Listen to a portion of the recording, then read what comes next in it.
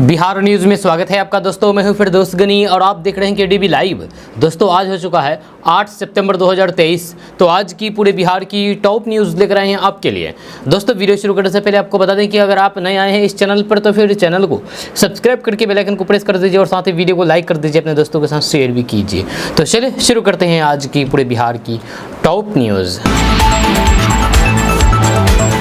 दोस्तों आज बिहार न्यूज़ की शुरुआत टॉप हेडलाइन के साथ करते हैं।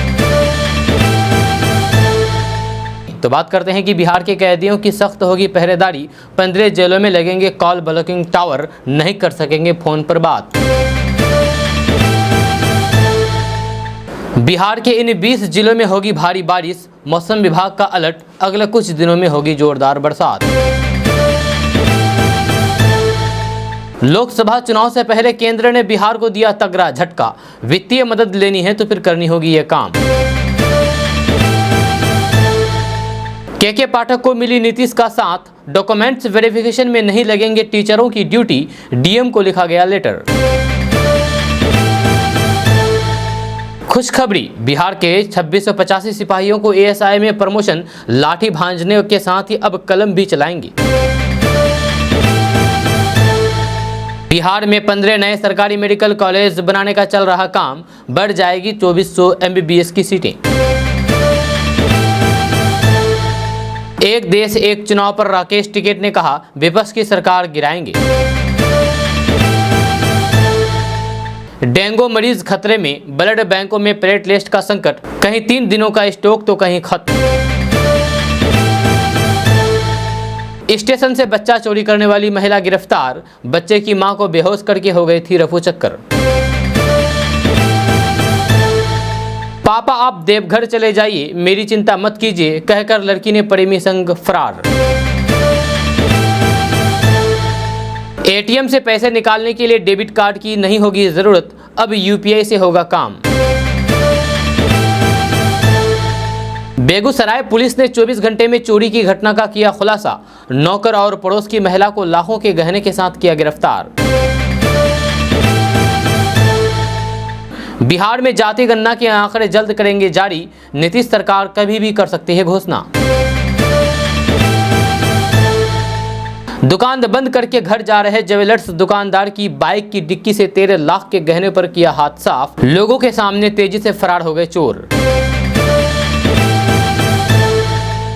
सम्राट चौधरी ने लालू प्रसाद और नीतीश कुमार को बताया बिहार का सबसे बड़ा सामंत, आरक्षण के मुद्दे पर जम करके घेरा।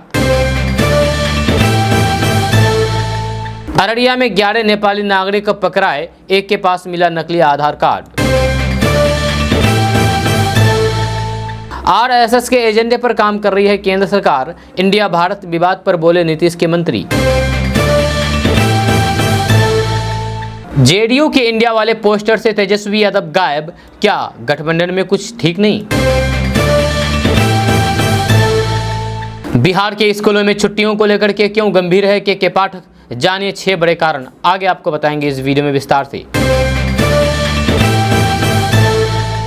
लगातार 16 घंटे चली सर्जरी, 11 बच्चों का हुआ जन्म, बिहार के इन सरकारी अस्पताल में बना रिकॉर्ड। परीक्षा देने आए एसटीटी के छात्रों को दौरा करके पीटा, वीडियो हुआ वायरल। पटना लाठीचार्ज मामले में बड़ा एक्शन, बिहार डीजीपी समेत 7 अधिकारी दिल्ली तलब। के पाठक के आदेश से तंग हुए टीचर, 107 शिक्षकों ने एक साथ दिया इस्तीफा, कहा नहीं करेंगे काम। दोस्तों अब खबर विस्तार से। तो बात करते हैं कि बिहार में अब तेज गति से गाड़ी चलाने वालों पर यातायात पुलिस के इंस्पेक्टर वाहन नकेल कसेगी। इंटरसेप्टर वाहन स्पीड रडार गन से युक्त है। बताया जाता है कि परिवहन विभाग यातायात नियम तोड़ने वाले गाड़ियों पर जिला स्तर पर भी सख्ती करने जारी है। जब बिहार के सभी जिलों में नियम तोड़ने वाले गाड़ियों पर जुर्माना लगाने के लिए अत्याधुनिक 23 इंटरसेप्टर वाहन की खरीद होगी। इसके लिए विभाग ने 5 करोड़ 8 लाख 12,000 की राशि का आवंटन भी कर दिया है। जल्द ही जिलों में इंटरसेप्टर वाहनों से लोगों को जुर्माना वसूला जाएगा। विभागीय सूत्रों के मुताबिक 10-10 इंटरसेप्टर वाहन खरीदने का लक्ष्य रखा गया है। इंटरसेप्टर वाहन में वैन और बाइक दोनों होती है, जिसमें अत्याधुनिक कैमरा लगा होता है। ये उन जगहों पर खड़ा किया जाता है जहां लोग नियम का पालन नहीं करते हैं और फिर 3 सवारी बिना सीट बेल्ट, तेज रफ्तार, बिना हेलमेट या फिर नशे में गाड़ी चलाते हैं। इन सभी मामले में कैमरा कैच करता है और फिर उसके बाद तुरंत वाहन मालिकों के नाम पर चालान जनरेट करने के लिए कंट्रोल रूम को मैसेज करता है और जुर्माने की राशि वाहन मालिकों के मोबाइल पर पहुंच जाता है। दोस्तों, बात करते हैं कि बिहार में जब से शिक्षा विभाग का कमान के पाठक ने अपनी जिम्मा लिया है, तब से वे आए दिन कोई ना कोई नया फरमान जारी करता रहता है, जिससे शिक्षकों में जमीनी स्तर पर काफी नाराजगी नजर आ रही है। कई जगहों पर तो अब टीचर सामने से विभाग के अपर मुख्य सचिव के खिलाफ सवाल उठा रहे हैं। इसी कड़ी में अब एक ताज़ा मामला बिहार के भागलपुर से निकल करके सामने आया है, जहाँ के पाठक के फरमान से नाराज 107 शिक्षकों ने एक साथ इस्तीफा दे दिया है। दरअसल बिहार के भागलपुर में 107 शिक्षकों ने एक साथ इस्तीफा दे दिया है। शिक्षकों का कहना है कि अपर मुख्य सचिव के पाठक कहते हैं कि पढ़ाई लिखाई के अलावा टीचर्स दूसरा कोई भी काम ना करेंगे। दूसरी तरफ हमसे लगातार बीएलओ का काम लिया जा रहा है। ऐसे में हम लोगों ने बीएलओ पद से अब इस्तीफा दे दिया है। सभी ने एक मत होकर के अपना इस्तीफा अनुमंडल पदाधिकारी को मेल भेजा है। शिक्षकों का कहना है कि विभाग के एसीएस के पाठक की ओर से कहा गया है कि शिक्षकों से पढ़ाई लिखाई के अलावा कोई दूसरा काम नहीं किया जाएगा। इसके बाद लगातार बीएलओ पद पर शिक्षकों की तैनाती कर दी जाती है, या शाम 4 बजे के बाद बीएलओ के काम में लगा दिया जाता है। शिक्षकों का कहना है कि लगातार आंदोलन के बावजूद भी जिला प्रशासन की ओर से जब कोई कार्रवाई नहीं की गई, तो फिर हम सभी ने एक साथ एक मत होकर के अपना इस्तीफा बीएलओ पद से दे दिया है। जब वहीं ये मामला सामने आने के बाद इलाके के टीचरों के बीच पूरा मामला काफी चर्चा में बना हुआ है। टीचरों के बीच तरह तरह की चर्चा की जा रही है। कई टीचर दबे जुबान से ये भी कह रहे हैं कि पाठक ने जो भी निर्णय लिया है वो एक हद तो सही है, लेकिन राज्य में अभी भी कई ऐसे स्कूल हैं जहां टीचर और स्टूडेंट के बैठने की भी जगह नहीं है। ऐसे में इन बच्चों को शिक्षा देना उनके लिए भी कठिन है।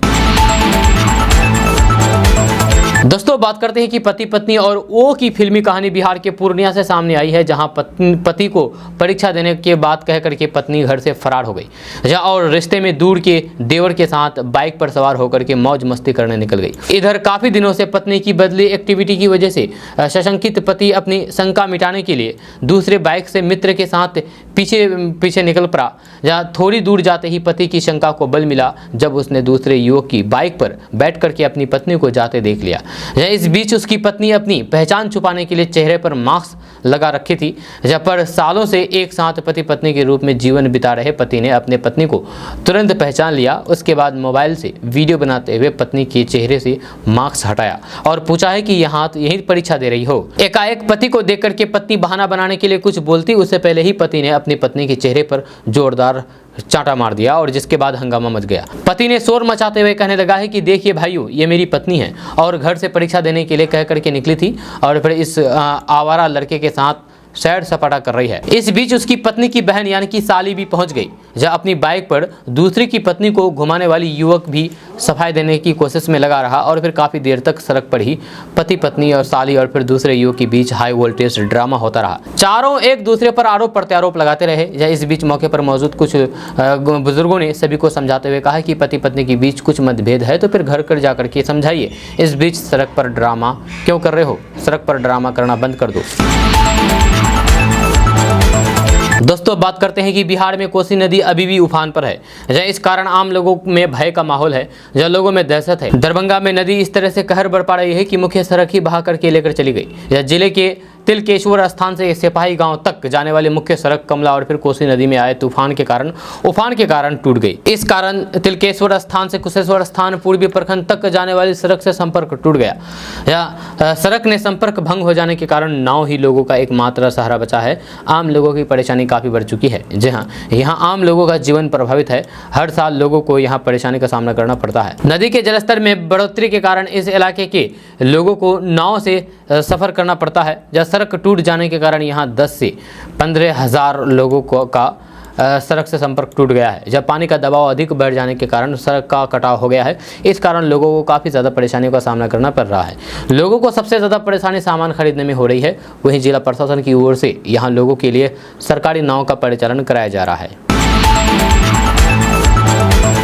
दोस्तों बात करते हैं कि बिहार में शिक्षा विभाग के अपर मुख्य सचिव के पाठक इन दिनों अपने नए फरमान की वजह से सुर्खियों में हैं। हाल ही में रक्षाबंधन की स्वीकृति छुट्टी को जब रद्द किया गया तो फिर शिक्षकों ने इसका जोरदार विरोध किया। जहां छुट्टी में कटौती का विरोध शिक्षक संघों के द्वारा किया गया और आंदोलन की तैयारी शुरू कर दी गई। इस बीच शिक्षा विभाग ने सरकारी स्कूलों की छुट्टियों में कटौती का आदेश वापस ले लिया है, लेकिन अभी भी के पाठक ने नरमी नहीं बरतने के संकेत दिए हैं। जी हाँ, स्कूलों में छुट्टी को लेकर के हो रही समस्या के बारे में जिक्र करते हुए एक पत्र जारी हुआ है। शिक्षा विभाग की ओर से जारी एक पत्र में लिखा गया है कि शिक्षा के अधिकार अधिनियम 2009 के तहत प्राथमिक मध्य विद्यालय में कम से कम 200 दिन और मध्य विद्यालयों में कम से कम 220 दिन की पढ़ाई करने के लिए सरकार प्रतिबद्ध है। ऐसे में शिक्षा विभाग प्रतिबद्ध है कि राज्य के इन स्कूलों में कम से कम 220 दिन क्लास चले।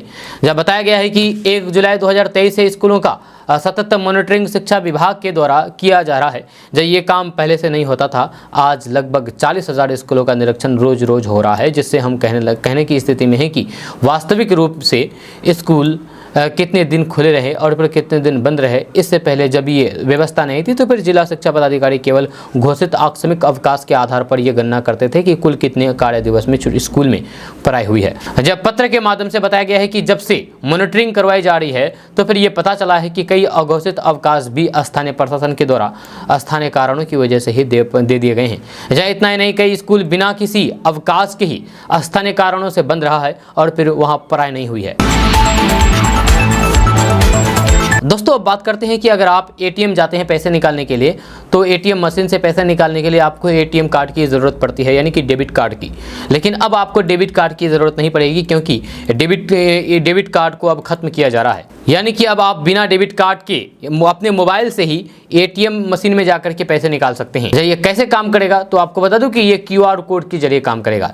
यानी कि जब आप एटीएम जाएंगे पैसे निकालने के लिए तो अब आपको अपने मोबाइल के स्कैनर से एटीएम के क्यूआर कोड को स्कैन करना होगा। उसके बाद आपका पैसा सेलेक्ट करना होगा कि आप कितना रुपया निकालेंगे, वो सेलेक्ट करके आपका पैसा फिर वहाँ से एटीएम मशीन से निकल जाएगा।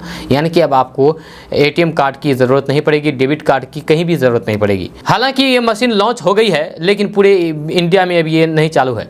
जहाँ अभी इंडिया की एक कोने में यानी कि मुंबई में ये एक मशीन लगाया गया है जो पूरी तरीके से सही काम कर रहा है। ये ट्रायल पर है, अगर ये पूरी तरीके से सक्सेस हो जाता है तो फिर इन मशीनों को पूरे देश में धीरे धीरे बैठाते चले जाएंगे।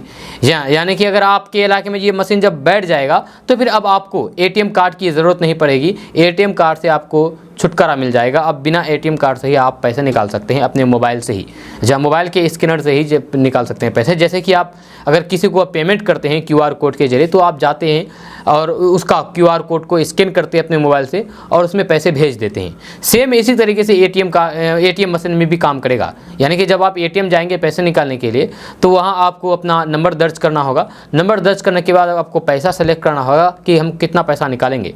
वो सेलेक्ट करने के बाद आपको एक क्यूआर कोड आएगा। उसके बाद उस क्यूआर कोड को अपने आप मोबाइल से स्कैन करना होगा। स्कैन करने के बाद आपका पैसा निकल जाएगा। ये बहुत ही आसान तरीका है, बहुत जल्दी ये अपना पूरे इंडिया में लागू होने वाला है। दोस्तों बात करते हैं कि बिहार के जिलों में बंद कैदी अब चोरी छिपे भी मोबाइल फोन से बात नहीं कर सकेंगे। लगातार मिल रही शिकायतों को देखते हुए अब जेल में tower of harmonic call blocking system लगाया जाएगा। जहाँ गृह विभाग की तरफ से पहले चरण में 8 सेंट्रल जेल समेत 15 प्रमुख जेल में इसे लगाने की स्वीकृति दे दी गई है। इस सिस्टम को लगाने के बाद जेल के अंदर मोबाइल नेटवर्क को ड्रॉप किया जा सकेगा। जब बिहार की जेलों में बंद कैदी अब चोरी छिपे भी मोबाइल फ़ोन से बात नहीं कर सकेंगे। जहाँ जेलों से आ रही लगातार ऐसी शिकायत को देखते हुए जेलों में tower of harmonic call blocking system लगाया जाएगा। गृह विभाग ने पहले चरण में 8 केंद्र कारा समेत 15 प्रमुख जेलों में इसे लगाने की स्वीकृति दी है। इस सिस्टम को लगाने के बाद जेल के अंदर निश्चित परिधि में मोबाइल नेटवर्क को ड्रॉ किया जा सकेगा। इसके अलावा जेल के अंदर सामान ले जाने की चौकसी भी बरती जाएगी। सभी जेलों में तलाशी बूथ स्थापित करने की योजना को मंजूरी दे दी गई है। इसके तहत कैदियों एवं अन्य की नियमित जांच को लेकर के स्कैनर और फिर फिशिंग मशीनों की संख्या भी बढ़ाई जाएगी। टेंडर की प्रक्रिया पूरी होते ही इसे 4 से 6 माह में पूरा करने का लक्ष्य रखा गया है। आपको बता दें कि बिहार के अंदर फिलहाल आदर्श केंद्रीय कारा ब्यौर, बक्सर केंद्रीय कारा, भागलपुर केंद्रीय कारा, भागलपुर विशेष केंद्रीय कारा, शहीद खुदीराम केंद्रीय कारा, मुजफ्फरपुर केंद्रीय कारा, गया केंद्रीय कारा, मोतिहारी केंद्रीय कारा, पूर्णिया, छपरा जिला कारा, दरभंगा जिला कारा, सहरसा जिला कारा, मुंगेर जिला कारा, फुलवाड़ी शरीफ जिला कारा, दानापुर उप कारा, पटना सिटी उप कारा में कॉल ब्लॉकिंग सिस्टम लगाने की मंजूरी मिल गई है।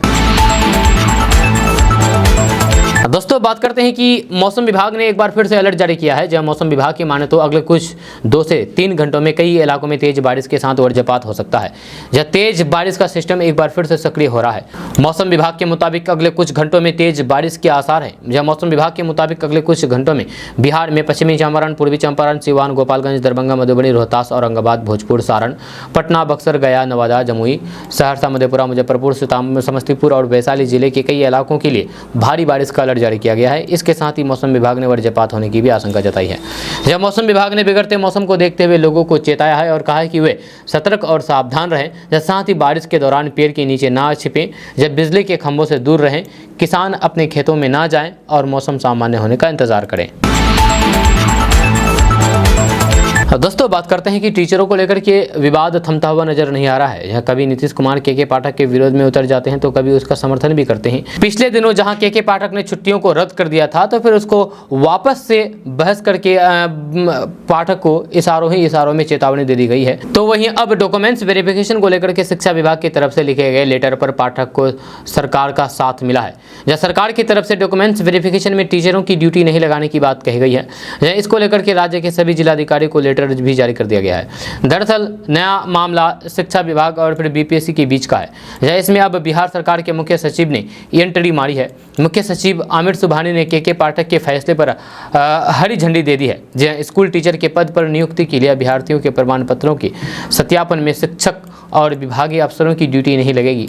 मुख्य सचिव ने सभी डीएम को पत्र लिखा है। जब मुख्य सचिव की तरफ से सभी जिलाधिकारी को लिखे गए पत्र में कहा गया है कि बिहार लोक सेवा आयोग विद्यालय अध्यापक के पद पर नियुक्ति के लिए प्रकाशित विज्ञापन संख्या 26/2023 में आवेदक अभ्यर्थियों के प्रांगण पत्रों का सत्यापन और फिर ओएमआर सीट की स्क्रीनिंग के लिए शिक्षा विभाग के पदाधिकारियों, कर्मियों और फिर शिक्षकों को लगाए जाने की सूचना प्राप्त की है। जहां वर्तमान में शिक्षा विभाग विशेष अभियान के तहत राज्य के सभी सरकारी स्कूलों में स्टूडेंट्स की उपस्थिति बढ़ाने में जुटी हुई है।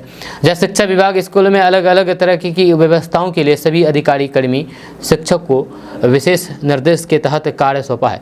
जहां ऐसी परिस्थिति में शिक्षा विभाग के पदाधिकारियों, कर्मियों और फिर शिक्षकों को प्रमाण पत्रों के सत्यापन से मुक्त रखना आवश्यक है। बिहार विद्यालय परीक्षा समिति भी पिछले कई सालों से कराए जाने वाले बार कोडिंग संबंधित काम की संवेदनशीलता को ध्यान में रखते हुए ऐसे कार्यों में भी विशेष रूप से शिक्षा विभाग के पदाधिकारियों, कर्मियों और फिर शिक्षकों को अलग रखा जाता है। जहाँ शिक्षा विभाग की ओर से कहा गया है कि बिहार लोक सेवा आयोग द्वारा विद्यालय अध्यापक के पद पर नियुक्ति के लिए प्रकाशित विज्ञापन संख्या 20/2023 के अभ्यर्थियों के प्रमाण पत्र के सत्यापन तथा ओएमआर सीट की स्क्रीनिंग के कार्यों के लिए शिक्षा विभाग के पदाधिकारियों, कर्मियों और फिर शिक्षकों को छोड़कर के जिला अंतर्गत किसी भी अन्य विभाग के पदाधिकारी और फिर कर्मियों से संपादित कराया जाए।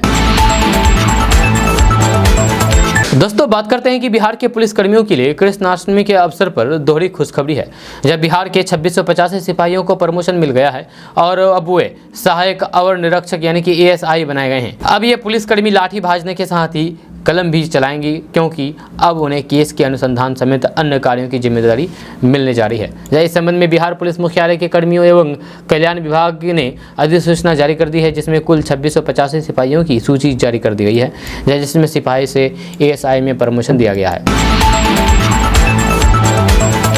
दोस्तों बात करते हैं कि बिहार सरकार ने एक पखवाड़े में बिहार को 2 नए मेडिकल कॉलेज अस्पताल की बड़ी सौगात दी है। जब बिहार सरकार ने सहरसा जिला में एक नया मेडिकल कॉलेज अस्पताल की स्थापना की स्वीकृति दी है। इसके साथ ही गोपालगंज जिले के लिए भी कैबिनेट ने मंगलवार को एक नए मेडिकल कॉलेज अस्पताल की स्वीकृति दे दी है।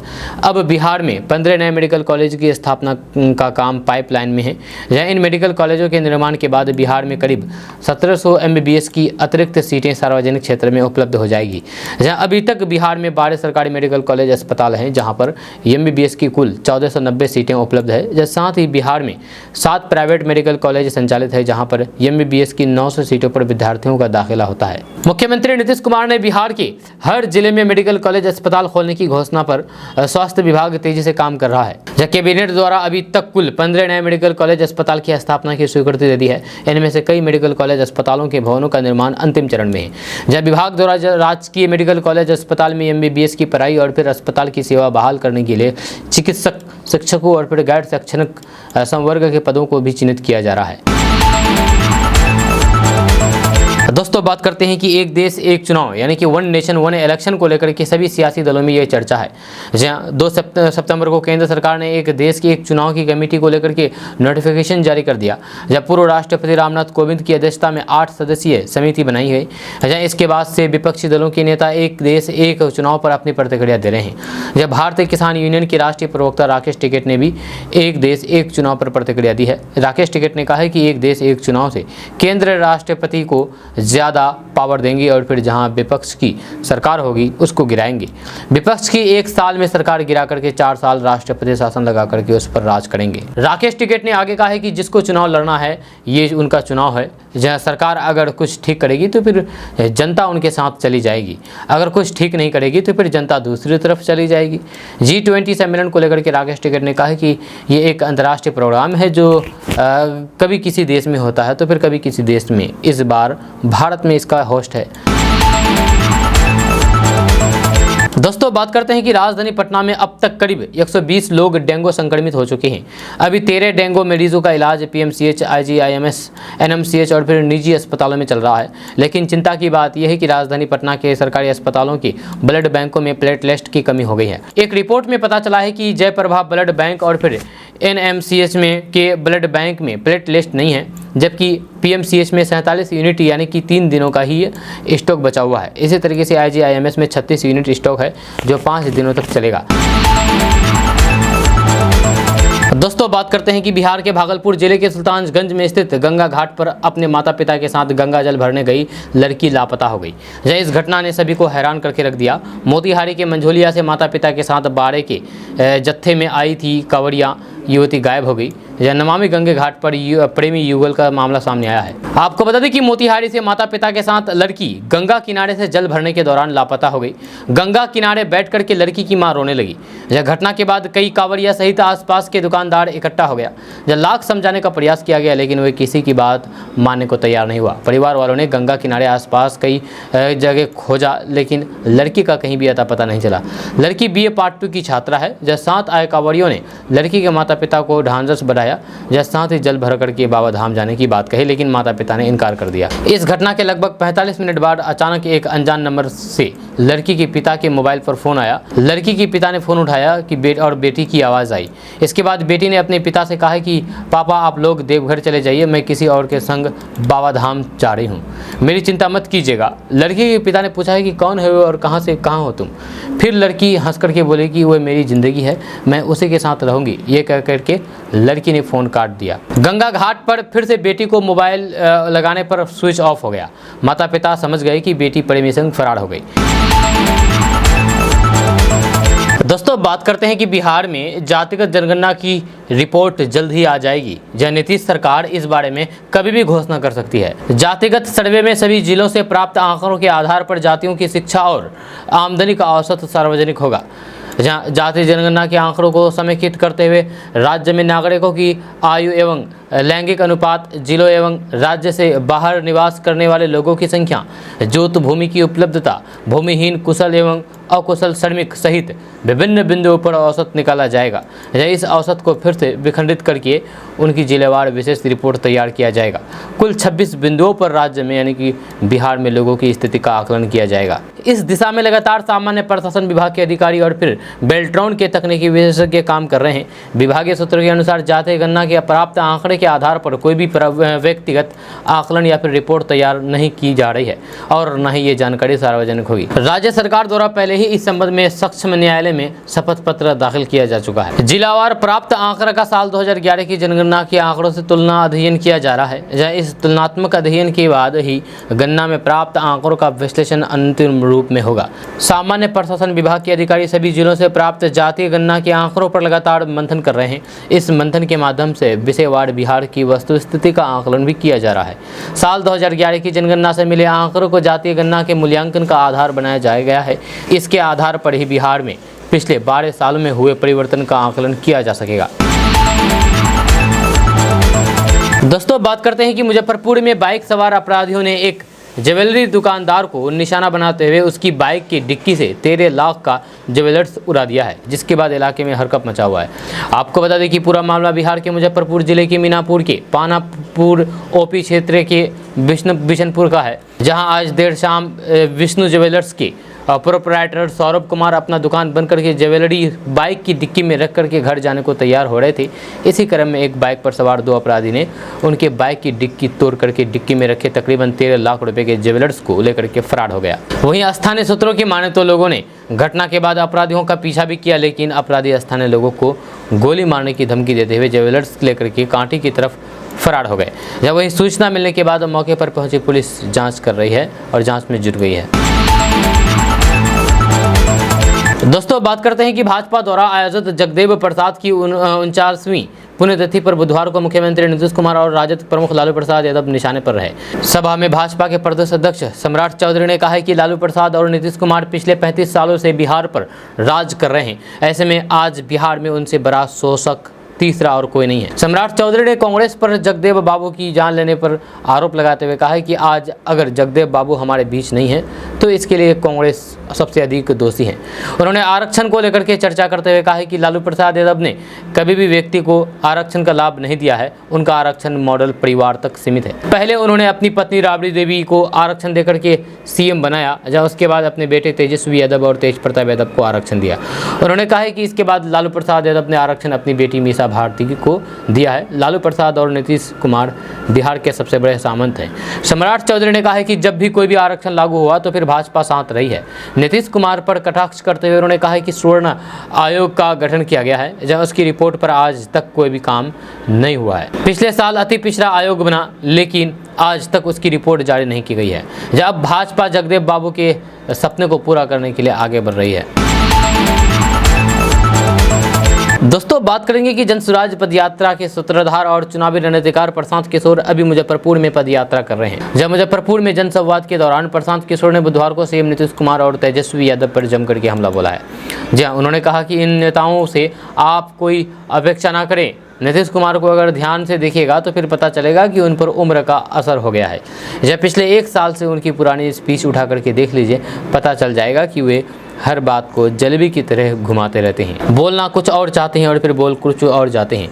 जहाँ आपने कभी नीतीश कुमार को किसी फैक्ट्री बनाने को लेकर के चर्चा करते हुए सुना है? प्रशांत किशोर ने कहा है कि नीतीश कुमार के लिए आज चर्चा का विषय क्या है? जहाँ उनके लिए आज चर्चा का विषय है कि धरती का नाश होने वाला है। मोबाइल का उपयोग करने से लोग पागल हो रहे हैं। जहाँ क्या यही नीतीश कुमार का काम रहा? जहाँ नीतीश कुमार क्या मनोवैज्ञानिक है? बिहार की जनता ने जो काम नीतीश कुमार को दिया है वो तो ये कर नहीं रहे हैं, जब बाकी बेकार की चीज़ों में उनका ध्यान रहता है। दुनिया कितने दिनों तक रहेगी, कब खत्म हो जाएगी, इस पर बात करते हैं नीतीश कुमार।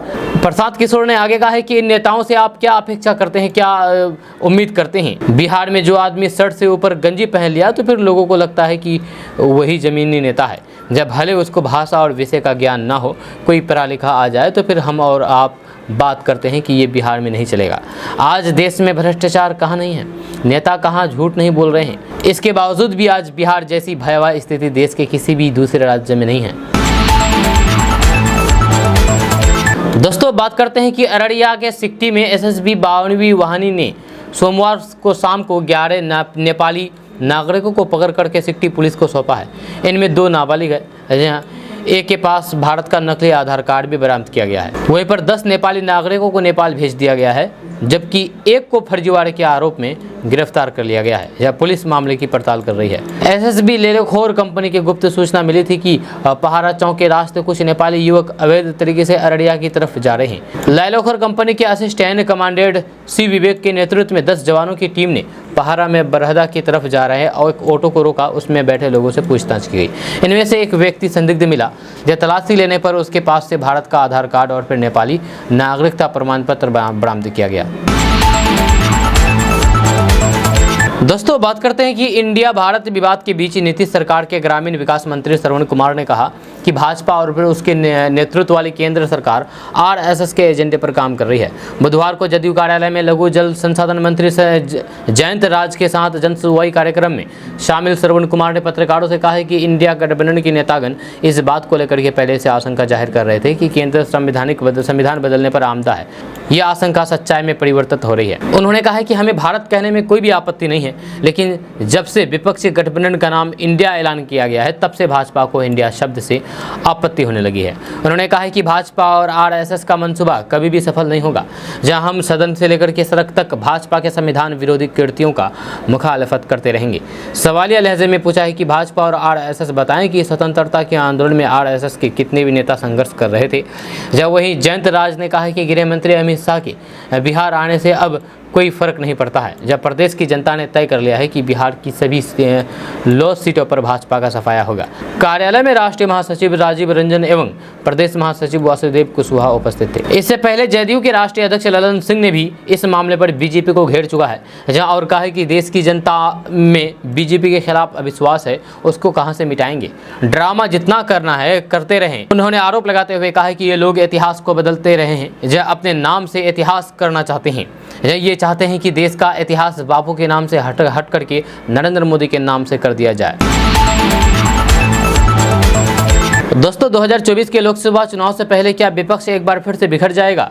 क्या जैसे जैसे चुनाव करीब आएगा वैसे वैसे विपक्ष के कुनबे से लोग बाहर निकल जाएंगे? दरअसल इन सवालों का जन्म बिहार में लगे एक पोस्टर से हुआ है।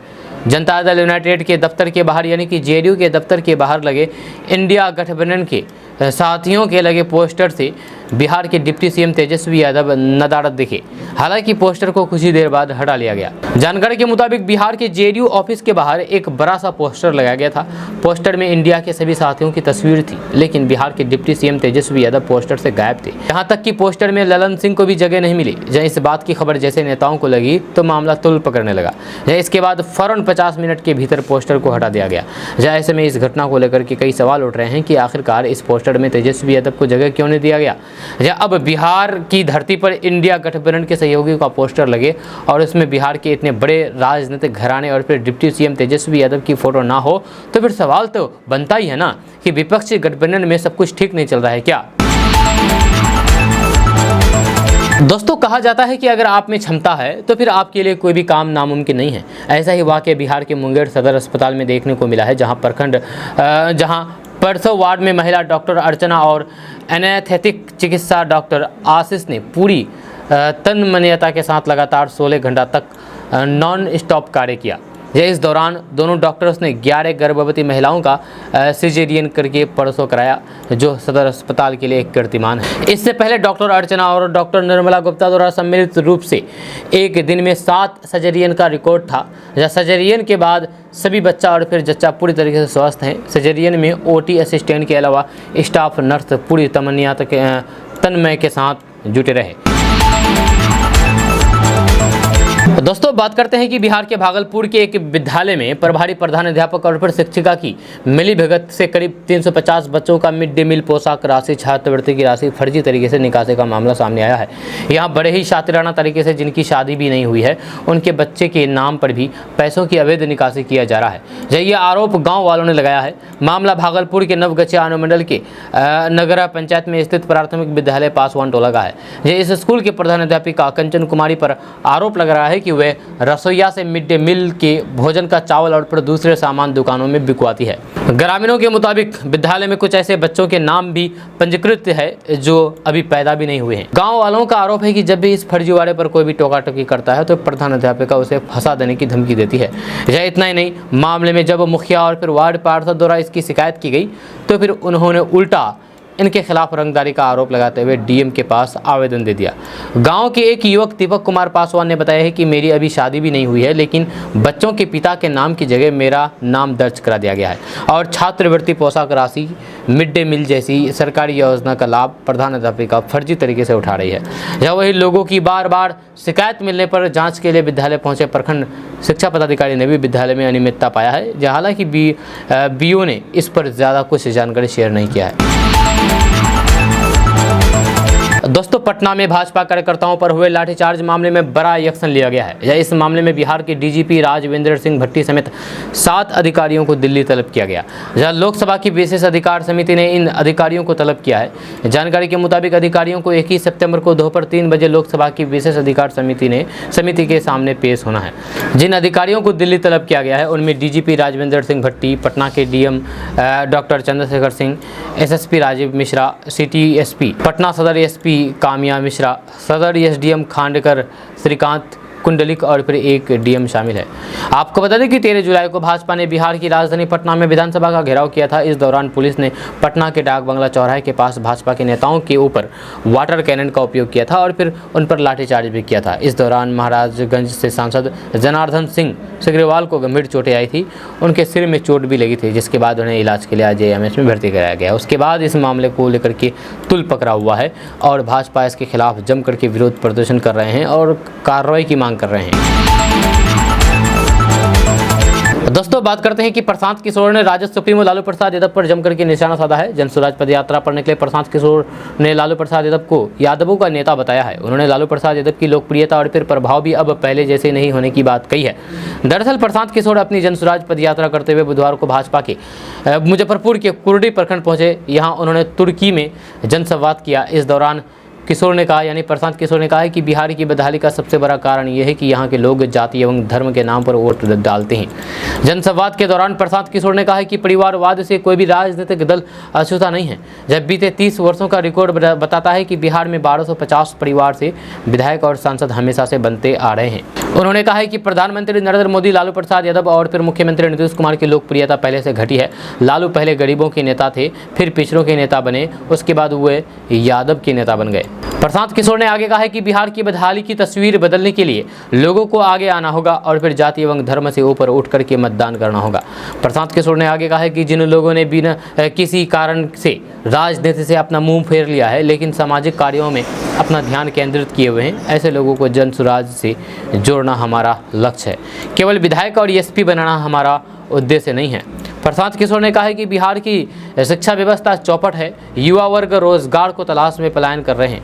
यहाँ की कृषि चौपट है, इसमें सुधार किए बगैर बिहार विकास की पटरी पर नहीं दौड़ सकता है।